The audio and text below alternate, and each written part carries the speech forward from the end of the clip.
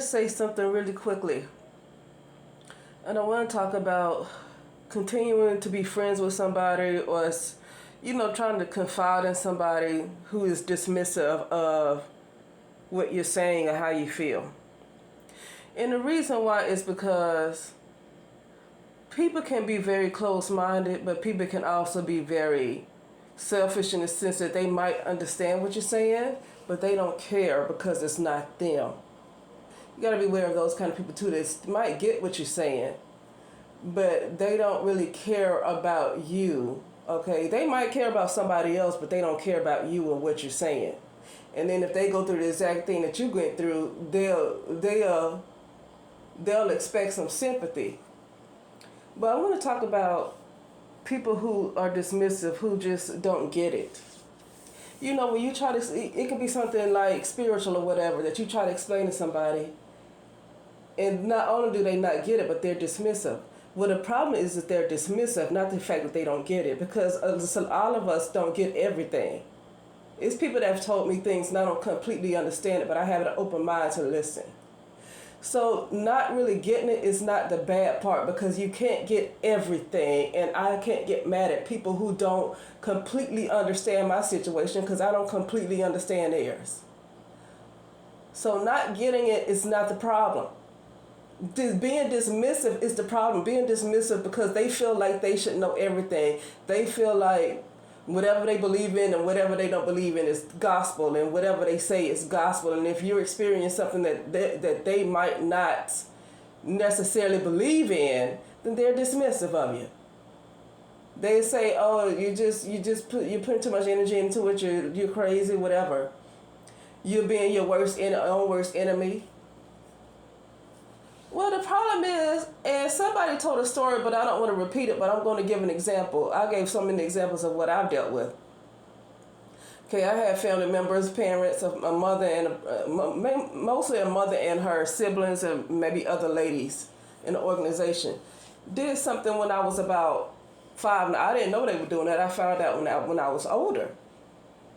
But when I was about 5 years old, 4 years old, do you think I believed in a bunch of spiritual practices? Do you think I know anything about that at 5, 6 years old? No, but guess what? By the time I turned 7, I knew I was upside down. Everything, all of my positive attributes became dark. Like I just completely flipped upside. I literally flipped upside down. Literally. That's what I felt when I turned 7. I made straight A's. I loved cleaning. I loved doing all that stuff. Everything that was good and positive about me flipped upside, like I was turned upside down by the time I turned 7. And then I had real bad anxiety and all this stuff going on, and I used to see like shadows and stuff like that. I used to see spirits. I used to see all kinds of horrors. Had a lot of nightmares. Used to hear voices. Okay? But you telling somebody, oh, well, I don't believe in that. Like, well, I didn't believe in it when I was 5 years old. I didn't know to even think about something like that. See, people like that are dismissive. And see, a lot of times, that type of stuff is a big part of what I'm trying to get past. Because I wasn't into those kind of practices, and those people were. But regardless of whatever you believe in, and yeah, you can center yourself and do all that stuff, but you let stuff get so far. I mean, they've been doing it for 20, 30 years to you since I was a little girl, and I'm in my 40s. So yeah, you can do all this center and grounding and yoga and whatever you want to do, but somebody been doing something to you and you don't even understand what's going on. You try to figure out why your life ain't right, and you feel like you've been upside down for the past 30 years, almost 40. It's at some point, it's only so much you can do. Because these people have had a lot of spirits attached to you, a lot of demons attached to you, and these familiar spirits, these demons, because what they did, if I was turned upside down, that means that my soul was removed, okay? That's basically what that means. My soul was removed. So that gave room for other entities to come in. I had people say, oh, I don't believe in other entities. Well, maybe you're a freaking entity. Why don't you believe in nothing? You sound crazy. See, this is my biggest problem with humans, because it's so many people that know about this stuff but don't want to talk about it. I don't believe in entities. I don't believe in all this. Well, you know what? When I realized something was done to me since I was 5 years old, I didn't believe in it. I didn't know. I wasn't even thinking about it. Okay. Now I do want to just give this example. I hate to call somebody's name out because I don't want to be messy. But this lady, a walk with the ancestors, right? I was looking at a video talking about voodoo. She was talking about Voodoo 101 and talking about be careful out here, you know. That's the title of it, Voodoo 101, be careful out. But she spelled it her, Hurr, something like that. She talked about how she did a reading. And the first thing she said, she saw herself in a wax coffin. Well, me and my experience for so long dealing with stuff, I already knew when she saw herself in that coffin, that's what was going on with that lady. I mean, I just already knew that because of my own experiences. Okay? Me, I didn't see myself in no coffin. I saw myself buried completely deep underground, like about 100 feet underground.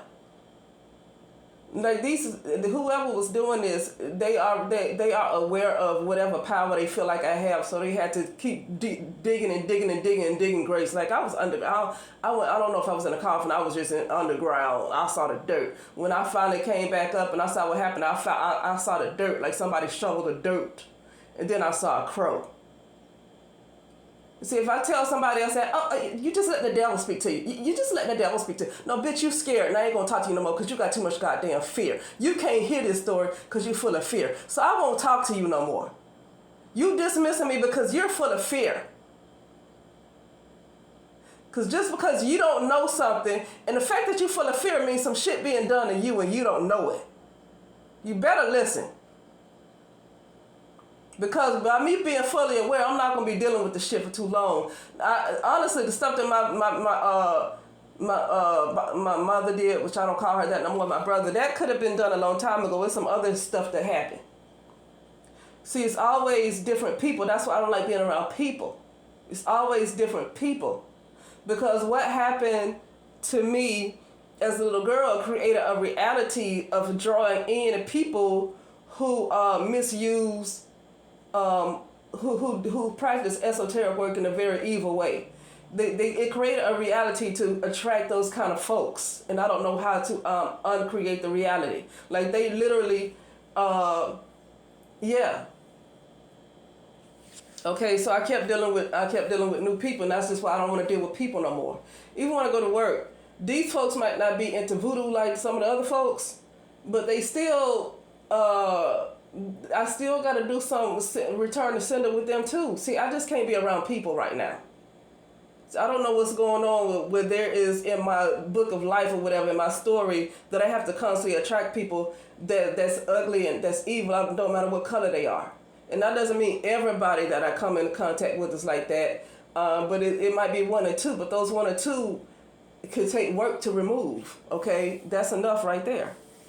But yeah, getting into, you know, just because somebody don't really completely understand you doesn't mean they have to be dismissive. Because it's this book called From Motherland to Mothership. And it's about these two ladies. They're twins. You see the cover of the book is two twins. Two ladies, they're twins. Brown skinned ladies, okay? And one lady kept having these visitations from these different entities. You can call them you can call them ETs or whatever you want to call them. But they were taking her to different dimensions. They were taking her to different worlds and so-called different planets. Like she went to Mars. You know, she was one of the first I heard say Mars is a black planet. It's full of black people, you know. And actually, she said a lot of the Ethiopian ancestors are in Mars, and they've been trying to get the Ethiopians' attention, but they have been indoctrinated with Christianity. That's something else is in that book. That when she went to Mars, it's a black planet, but the Ethiopians now, not maybe all the ones that you see currently in Ethiopia, but maybe some of the indigenous ones, I guess. I don't, you know. A lot of their ancestors are in Mars, but they cannot reach them because they're indoctrinated. A lot of them are indoctrinated with Christianity, that they close off to their ancestors.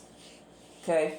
But anyway, so the point is, I'm bringing this lady up from Motherland to Mothership, is that she had a sister. Her twin sister was so it was like her sister was like there for her. Her sister didn't understand anything about that type of experience. She knew nothing about it because that type of experience is not for everybody.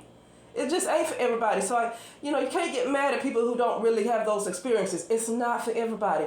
Those entities are not going to come to everybody. Those entities or these spirits or these ETs or whatever, they chose her to show around. They didn't choose her sister. So in a way, we can't get mad at people for not knowing our experiences because everybody ain't chosen to have it. But at the same time, at least her sister was there. Her sister was there by her side the whole time. Her sister was there to listen. Her sister was there to she did a lot of work. She helped write the book, okay? And she was so excited. She was always excited to hear the stories, It's like she was like her sister was almost like her rock, even though her sister don't know anything about that kind of experience at all.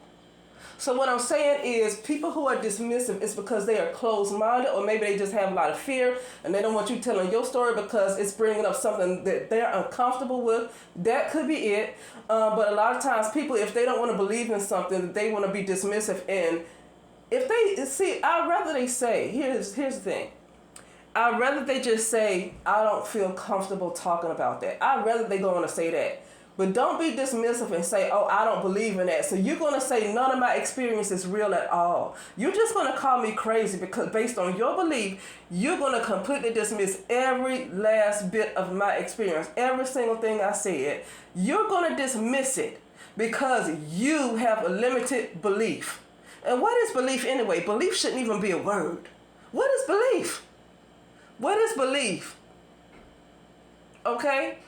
I happen to keep seeing over and over and over again that I'm in a virtual reality. I keep seeing it every single day. I don't care what I do. I'm going to see every day that I'm in a virtual reality. Don't matter.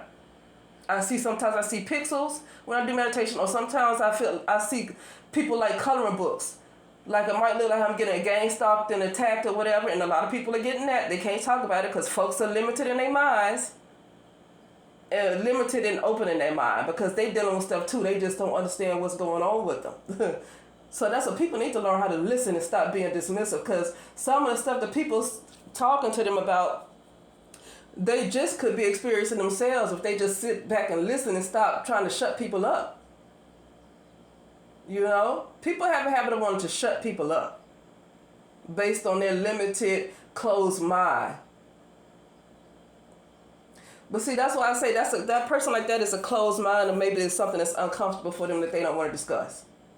But a lot of times they have closed minds. And so it's not about them not having the experience, because that story I told of that sister, those two sisters, one don't even know anything about that, but she was always excited to hear the story, and she was there by her, and she helped write the book. She was literally her rock, not knowing anything about that kind of world. So her sister had an open mind. It's not about you having the same experience. It's about having an open mind and listening. You don't have to always have the answer. You don't have to always have the answer. Just listen. It's people that have been through stuff that I know nothing about, that I don't know. I don't know what it's like to be married.